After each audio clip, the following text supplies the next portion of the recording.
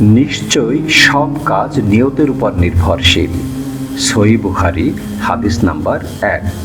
তোমাদের মধ্যে সেই ব্যক্তি উত্তম যে কোরআন শিক্ষা করে এবং অন্যকে শিক্ষা দেয়।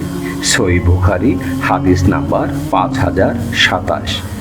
মুসলিম সেই ব্যক্তি যার জিহ্বা ও হাত থেকে অন্য মুসলিম নিরাপদ থাকে। সহিহ বুখারী হাদিস নাম্বার 10। তোমাদের কেউ প্রকৃত মুমিন হতে পারবে না যতক্ষণ না সে নিজের জন্য যা ভালোবাসে তার ভাইয়ের জন্য তা ভালোবাসে।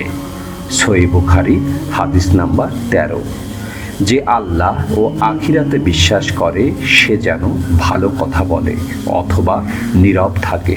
সহিহ বুখারী হাদিস নাম্বার 6018।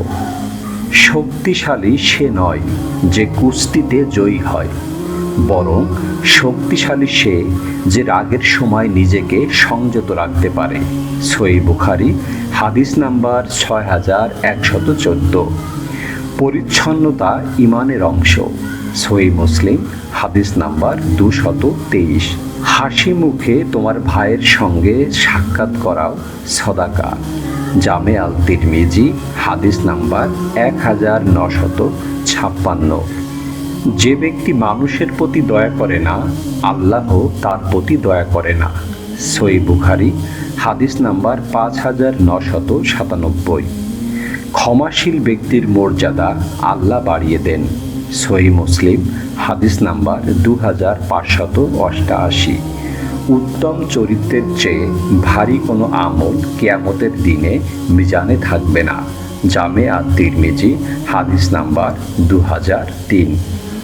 জান্নাতে প্রবেশ করবে না সে ব্যক্তি যার অন্তরে অনুপরিমাণ অহংকার রয়েছে।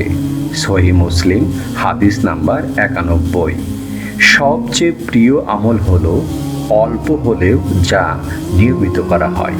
সহিহ আল বুখারী হাদিস নাম্বার 6464।